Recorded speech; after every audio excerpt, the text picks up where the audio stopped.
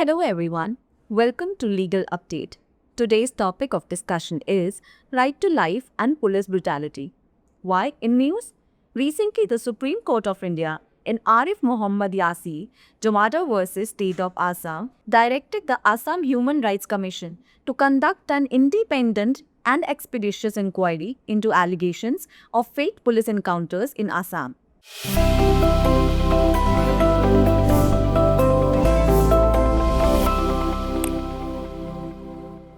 Background of the case: the petitioner, who is an advocate, brought the court's notice 171 instances of alleged fake police encounters in Assam since May 2021. The petitioner alleged rampant violations of PUCL versus State of Maharashtra guidelines relating to police encounter investigations. Families of victims of specific encounters, such as Tinsukia case, complained about police refusing to register complaints unless the victims were linked to banned militant groups. FIRs were sometimes registered against victims instead of investigating the police conduct. The Guwahati High Court has dismissed the petitioner's PIL, stating that investigations were ongoing in all cases. What were the court observations? The bench of Justice Kant and N. Koteswar Singh stressed the vital role of Human Rights Commission and entrusted Assam Human Rights Commission with the inquiry. They noted each case requires objective scrutiny, but aggregate complaints don't warrant blanket directions. While some encounters may be justified, fake ones violate Article 21. The court reaffirmed PUCL guidelines on FIR registration, magisterial inquiry, compensation, and informing next of kin. It directed Assam Human Rights Commission to ensure confidentiality and meaningful participation for victims and families. The petitioner's locus standi was acknowledged and concerns about the misuse of DD8 were dismissed, affirming faith in the system. Provision which is involved is Article 21 of the Indian Constitution. Article 21 guarantees protection of life and personal liberty, stating that no person shall be deprived of these rights except according to the procedure established by the law. This fundamental right applies equally to all persons, whether citizens or foreigners. The Supreme Court has described Article 21 as the heart of fundamental rights because it safeguards individuals against arbitrary actions by the state, including government bodies and authorities. Importantly, the right to life under Article 21 is not limited to mere existence. It extends to living a life with dignity, freedom, and meaningful opportunities.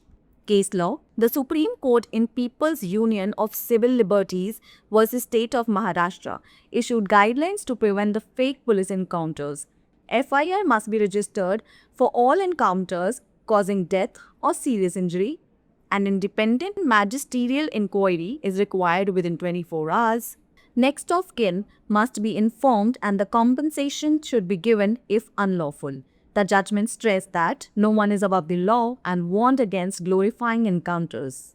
Now it's the time for today's practice question. Under PUCL guidelines, what is mandatory immediately after the police encounter resulting in death? Option A, compensation payment only. Option B, FIR registration and magisterial inquiry. Option C, public announcement of the encounter. Option D, police officer statement only. Send us your answers in the comment section. Thanks for watching. जीवन का अधिकार और police की बर्बरता। सबसे पहले देख लेते हैं चर्चा में क्यों है। हाल ही में भारत के सर्वोच्च न्यायालय ने आरिफ मोहम्मद यासीन जवादर बनाम असम राज्य मामले में असम मानवाधिकार आयोग को असम में फर्जी पुलिस मुठभेड़ों के आरोप की स्वतंत्र और शीघ्र जांच करने का निर्देश दिया। अब समझ लेते हैं मामले की पृष्ठभूमि। याचिकाकर्ता एक वकील ने न्यायालय का ध्यान मई 2021 से अब तक असम में कथित फर्जी पुलिस मुठभेड़ों के 171 मामलों की ओर दिलाया।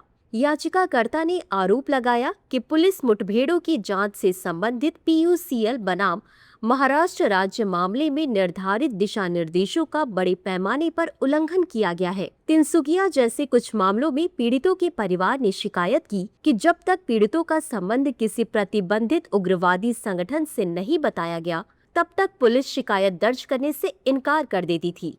कई बार पुलिस के आचरण की जांच करने के बजाय पीड़ितों के खिलाफ ही FIR दर्ज की गई। गुवाहाटी उच्च न्यायालय ने याचिकाकर्ता की जनहित याचिका यह कहते हुए खारिज कर दी कि सभी मामलों में जांच पहले से ही चल रही है।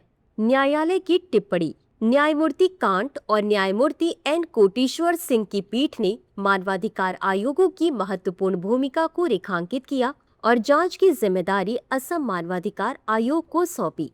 पीठ ने कहा कि प्रत्येक मामले की वस्तुनिष्ठ जांच आवश्यक है, लेकिन सामूहिक शिकायतों के आधार पर सामान्य या ब्लैंकेट निर्देश देना उचित नहीं होगा। उन्होंने यह भी माना कि कुछ मुठभेड़ें जायज हो सकती हैं, लेकिन फर्जी मुठभेड़ें अनुच्छेद 21 का उल्लंघन करती हैं। न्यायालय ने PUCL दिशा निर्देशों की पुनः पुष्टि की, जिनमें FIR दर्ज करना, मजिस्ट्रेट जांच, मुआवजा और पीड़ितों के परिजनों को सूचित करना शामिल है।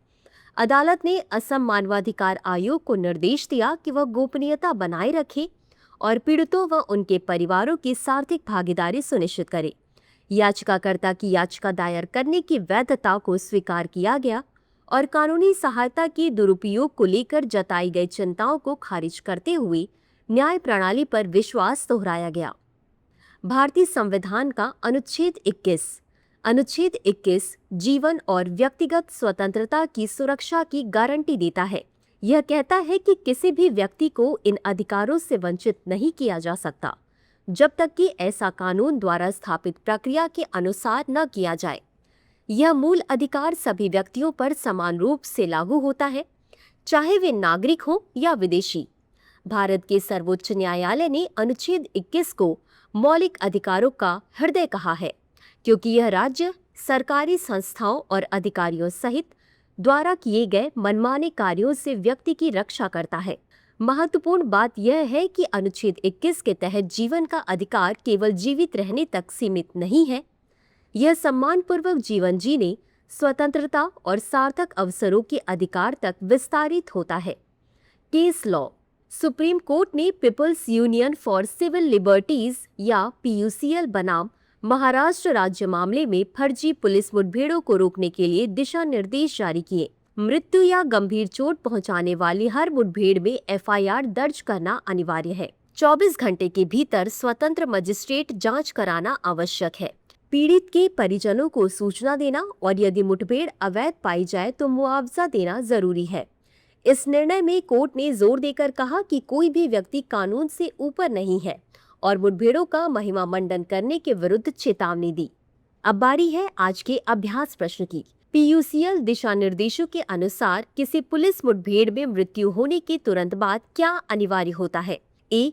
केवल मुआवजा भुगतान, B. FIR दर्ज करना और मजिस्ट्रेट जांच कराना, C. मुठभेड़ की सार्वजनिक घोषणा या D. केवल पुलिस अधिकारी का बयान। इस प्रश्न का उत्तर कमेंट बॉक्स में जरूर दें। अभी के लिए बस इतना ही। धन्यवाद।